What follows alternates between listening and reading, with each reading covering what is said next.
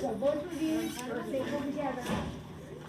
But one of them's called review 2, the other one isn't. So, all right, here we go. Who's been studying and found a question? David, let's start with you, Jameson, you're next. Review test 1, 32D. 32. The box problem? The box problem? Yeah. Well, we're going to start at the beginning.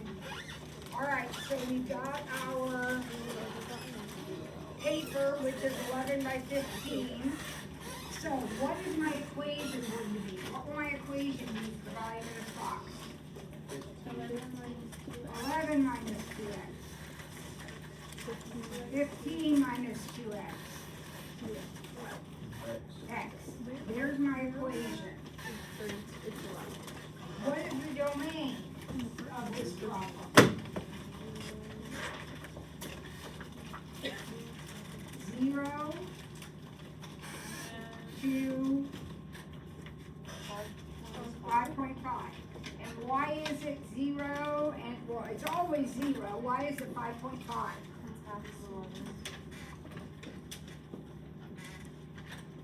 What? Half of 11. Yep. Half of 11.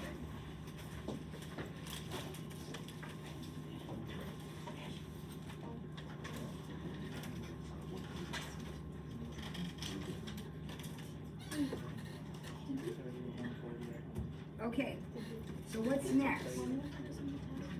I need to graph this now on my calculator. So, X min, this is X min right here. You already figured that out. This is X max. What's Y min? 0, always. And then what is Y max? Take a guess. And make it a big guess, like at least 100. It doesn't have to be 100, it could be bigger. But don't guess like 5, because that is never going to be big enough. So, like 100, okay, type in your equation. That equation right there. And hit graph. Uh-oh. 100 wasn't big enough. So I'll make it maybe 200. And now I see my nice little hill. All right, you're not graphing that. Your calculator is graphing that. You're not. Okay, now I want to find X. This is X right here. I want to find X so that my box is a maximum. So I go back to my picture, right? And what do we press? Second calc. The button says trace calc above it, so that button. And then choose the maximum option. David, are you doing this with me? Set your left bound. This is the part you were asking about. It's the D part. It's the what?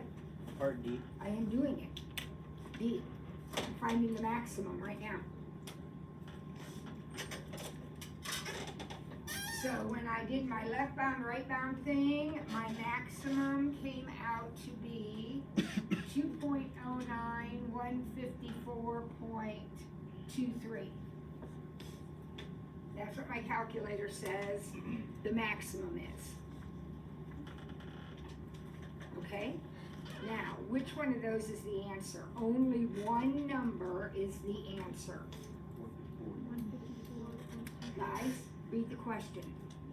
Find the size of the notch X. Which one of those is X? 2.09. What is the 154? That's the volume. So if it said, find the maximum volume, that would be 154. It says find X. So you're just finding the X coordinate of the maximum. Right? Now, had some kids in here this morning doing problems, and we did one of these, And then I told this girl to go do one on her own now, because we practice it, okay, now you go do it on your own. And she couldn't get the right answer. And it turns out she was doing what happens all the time. I see this every single time we do this. I see it happen. She put in everything was great, but she forgot to change her equation. So like right now, this equation is in your calculator, right? It's in there, and unless you hit clear, it's going to stay there, which is fine. But tomorrow, your numbers aren't going to be 11 and 15, and if you don't change them, then you're not going to get the right answer. You see what I'm saying? So you've got to make sure you have the right window and the right equation put in for tomorrow's problem. Okay, David, you get it? Yeah. All right, Jameson, what was your question? Review number 1, question 13. 13. Same review sheet as David with 11 through 13. So we have this equation, which we know is what? What shape is that? That's a parabola. And it's your BFF. It looks like this. There it is, perfect old parabola. Now, what do we want to do? We want to shift it to the left 2 units. So that means we want it to be like over here, like this. Well, what do you have to put in your equation? This one is at the origin. What do you have to put in the equation if you want to move it 2 units to the left? X plus 2. Remember, whatever you put with X, it does the opposite. So that leaves it left 2. Now we want to stretch it. So in other words, we want to make it skinnier. Well, how do you change the size of it? You don't add or subtract, you multiply it. And a vertical stretch is going to be right out in front. You want to times it by 3, times it by 3. That's what a vertical stretch is going to do. And then we want to pick it up 1 unit. So we want to ultimately end up with the red. And what do we do to the equation to lift it up 1? Plus 1. So there's your equation. Okay? Who else had a question? Yep. 11 on the same page. 11 says that's another parabola. Does everybody recognize that's a parabola? So it's basically the same question. We're just going in reverse. Where is the vertex of this parabola going to be? Well, how's it been moved? It's been moved right 3 and up 1. Now be careful. There's a negative out in front of it. What does that do? So that's all there is to it. So that's it. Of course, if you don't know that x squared is a parabola, you're in trouble. We got to know that x squared is a parabola. Could we do the same thing with an absolute value v? Yeah, it would look exactly the same. You just have absolute value signs in it. All right, who else? I don't want to do this one. I just have a question so I can write it down. But for finding the vertex, what is the sum of that? Isn't it? Help her out. Opposite b over 2a. Opposite b over 2a. X equals. That's your x coordinate. X equals negative b over 2a. Solomon? Can we do the number 5 in the first review? Reverse first review number 5. Solve this absolute value equation. Well, Solomon, what do you think we should do first?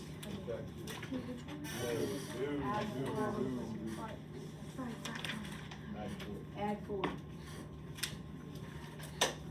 We only want to get a 0 if it's a quadratic. Or if it's some kind of poly, like x cubed or x squared or something. If it's a plain x, we don't want to do that because we're just going to solve for x. Now, how do I handle the absolute value? You got a couple different options. Do you like take one of the equations and like make it subtraction and So- make the other one positive? So he says take one of the equations. He's gonna split this up into two equations. So 3x minus 1 equals 6, and 3x minus 1 equals negative 6. And then we just solve each one. Two answers. Okay, Solomon? Because what's in here can be positive, but what's in here could also be negative and still come out positive because of the absolute value. So you solve those and you get two answers. X equals something, X equals something. And for those types of problems, can it ever be like 3x minus 1 and 3x plus 1, or does No, it have to be no, what it is on the No, outside? you don't change the absolute value quantity. Okay.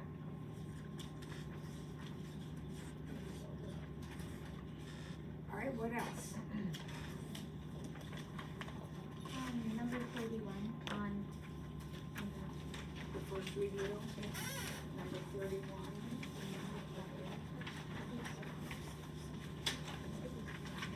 Okay, there's one property question on the exam, all right, there's one. It's a multiple choice question, there's one. So it's up to you how much time you wanna spend studying. I'll go through these with you, but if you don't already know them, you're gonna have to study them. And that will be, I mean, up to you if you do that or not, it's one question. All right, so A, what happened there? We switched the order. Commutative of addition. When the order changes, it's commutative of addition. B, everybody gets that one right. Distributive, yep. C, we added 0 and got the identical thing back again. That is the additive identity. And D, associative. Everything stayed in the same order, associative of addition. Everything stayed in the same order, we just regrouped them. We reassociated them, we associated them differently. So that's the associative of addition. All right, what else?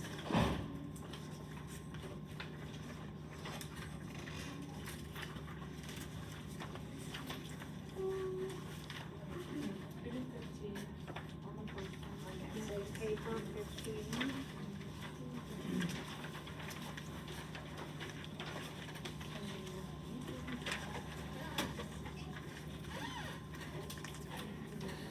Okay.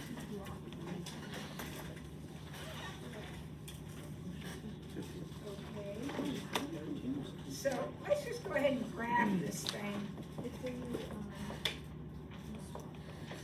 Let's just do that right off the bat. That'll help us answer the other questions. What's this look like? How do I start graphing this?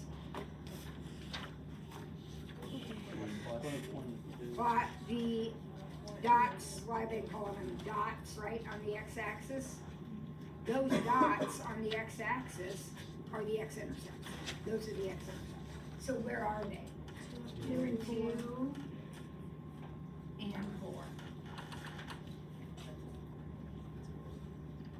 Now, when we graphed these before, what was the next thing you did? After you got those dots on there, what did you look at? How many x's do you have? Because it matters if it's an even number or an odd number. How many x's does this problem have? 3. 3 is odd. Odd starts down here. Now, every time I get to one of my points, I have a choice to make. I either could just go right on through or I bounce off. Well, what am I gonna do here when I hit that dot? I'm gonna go right through it. Connect back down to this one. That one's gonna bounce off. That point right there, at what point is the curve tangent to the x-axis? Think about geometry. What does it mean to be a tangent line? You just touch it one time, right? You just touch it. That's what this is. This is a point of tangency. That's a bounce. So where does that happen? It happens at 4, 0. Why does it happen at 4, 0? Because that factor is squared. Now, somewhere down here is my y-intercept. How do I find a y-intercept? Make x 0. So if I put zeros in there, I get -2 times 16, so my y-intercept is 0, negative 32.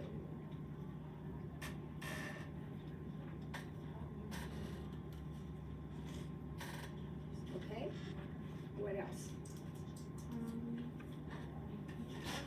And we do 10 on the first one. Problem 10 says find f of g of x. What does that mean? F of g of x. The function's It means you plug g into x. So f of g of x means I plug g into f. So this is f. Every time I see an x, I am going to plug in my g function, which is x plus 2. So I'm going to put x plus 2 here and x plus 2 here. G into f. So x plus 2 squared minus 3x plus 2 plus 1. Now foiling out, that's a foil. That's a foil. So x squared plus 4x plus 4. I can foil that in my head because I'm old and I do this for a living. If you can't, you're gonna write x plus 2, and you're gonna foil it out. Distribute and collect like terms.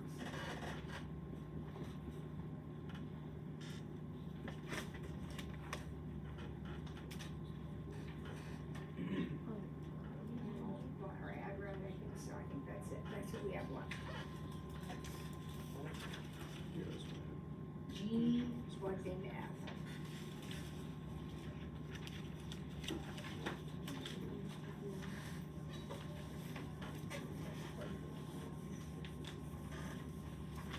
Okay, what else?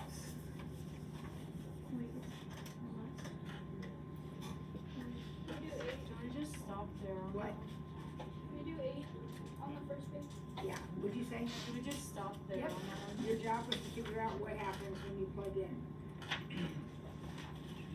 Okay, well, how do we find domain? She wants to talk about number 8. How do we find domain, guys? What do we look at? There's two things we look at where domain is concerned.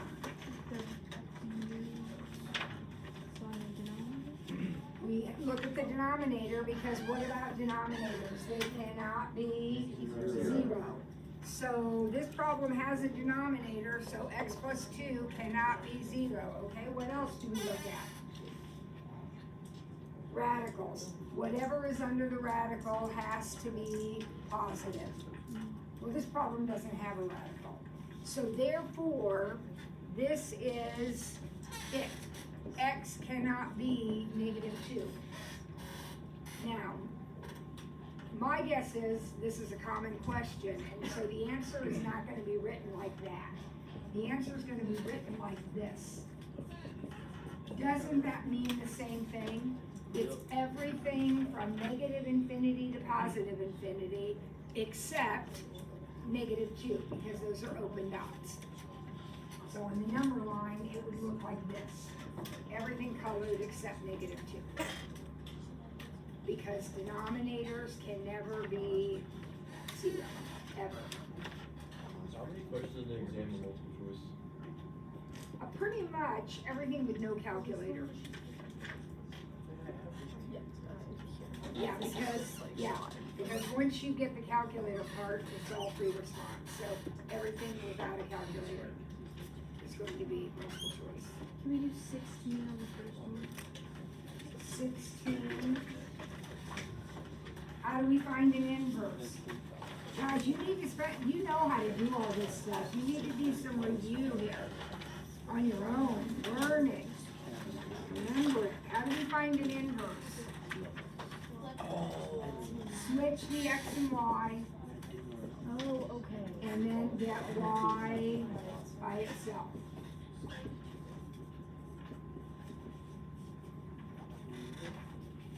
The hard copy answers are on Canvas, worked out solutions, and all the videos are there. So You need to spend some time on it. That's how we get good at anything, we spend time with it. All right, what else? Jameson, 18 on that same page. how do we write as a single logarithm? That means ln one thing. So what's gonna go in the parentheses?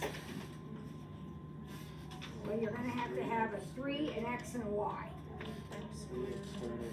So we're gonna have the 3 and the x multiplied and the y being divided because of the add and subtract.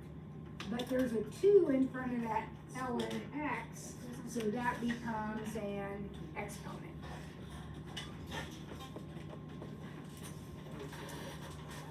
Is it fine if we wrote log G in front of it instead of the L? It means the same thing, that's a multiple choice question, so it is gonna say log AC, it's gonna say ln. I feel like 14.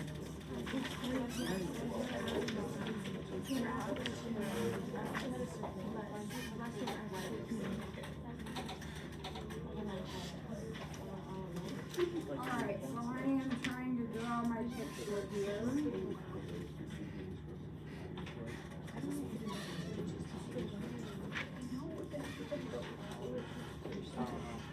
Should do.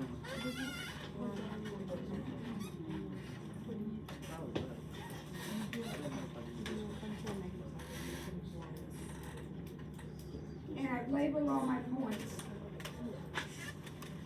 Because now what I'm gonna do is I'm gonna figure out where the function is increasing. Charlie, what does increasing mean? Going up. Increasing. If something is increasing, what's it doing? Getting bigger. It's going up, getting bigger. So I'm gonna start right here at the beginning of the picture, Charlie, and I'm gonna just start drawing over it. When does my pencil start going up? Is it going up here? Nope. Is it going up here? This whole part is going up. Is it going up here? How about here? How about here? Alright, so in red are the parts of the function that are increasing. Those are the parts that are going up. Right? Now, left to right, that's how I was going. I was drawing my picture left to right. So I'm looking at my x coordinates. From -3 to 1, I am going up. Now I know you are tempted, because you're talking about up and down, you're tempted to look at the y's, but it's not, it's x. Use the x's. We're going from -3 to 1, and we're going up. Then what else are we going up? We're going up again from 3 to 4. Those are the parts of the graph where as you draw it, your pencil is going up. So that, how do you know if it's a bracket or not? That actually is quite a complicated question. First of all, it's gonna be multiple choice, so you're not gonna have a choice, it's gonna already be there. But second of all, if you're at a point, you're not increasing or decreasing. So generally speaking, we don't increase the endpoints. Okay. If it was decreasing, we still use the X's? Always. Nate, we're moving left to right, that's an X thing, right? You look at the X's. All right, what else?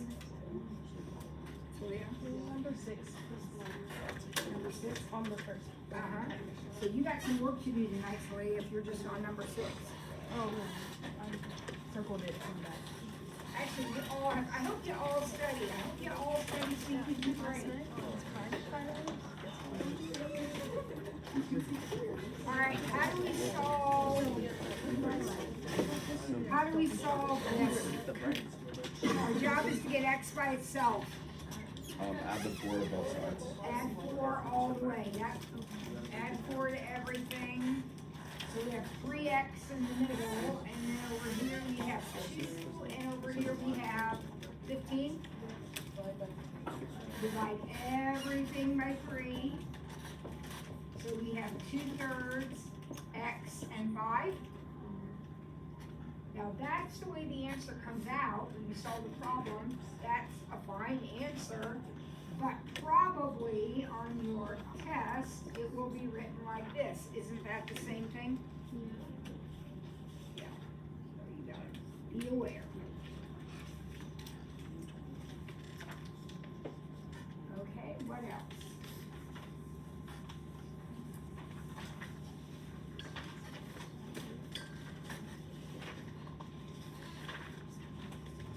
Remember, you have another copy of the review sheet and another different review sheet, same problems, different order.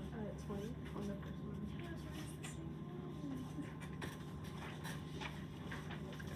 Well, we kind of already did this one. The difference was, we didn't have, on the other one we didn't have to do the first step. What's the first step here? Before I can sketch it, what do I need to do? I need to factor it. I need to factor it. So I'll take out an X. And then I have the difference of squares. So now it's just like the one we did a minute ago. First thing I do once I get it factored, first thing I do is put my x-intercepts or dots on my x-axis. They're gonna go at 0, when x's are 0, 3, and negative 3. How many x's does this problem have? 3. So again, that's odd, an odd number. So again, it starts down here. Is there gonna be any bouncing? No. So it's just gonna go through.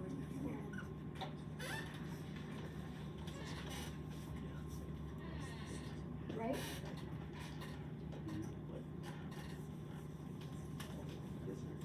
Can we do number 1 on the first page? Or on the first one?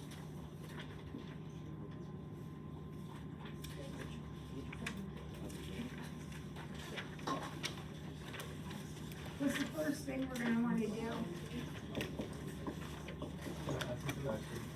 Well, we're finding the asymptotes. What's the first thing we're gonna do? Factor that denominator. And we're gonna double check our factoring to make sure that we have factored correctly. Denominator gives me my vertical asymptotes, so this one has 2 vertical asymptotes. One's at 5 and one's at -1. And then my horizontal asymptote comes from boxing in, but I can't box these in. Why not? Why don't I just do that? Because they don't match. So I need to fill in, there's no x squared on top, so I need to fill that in. And that tells me what my horizontal asymptote is. Y equals 0. The horizontal asymptote is y equals 0.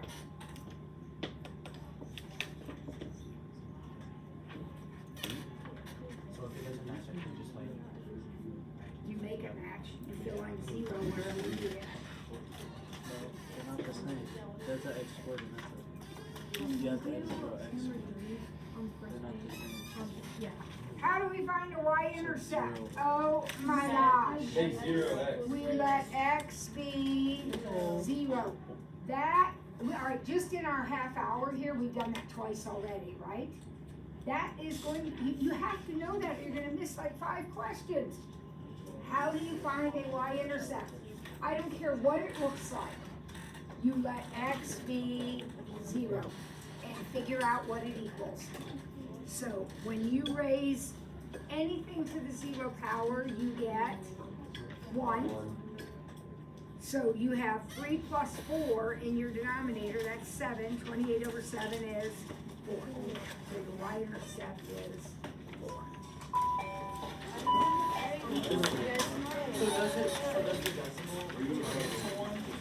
Anything raised to the 0 power.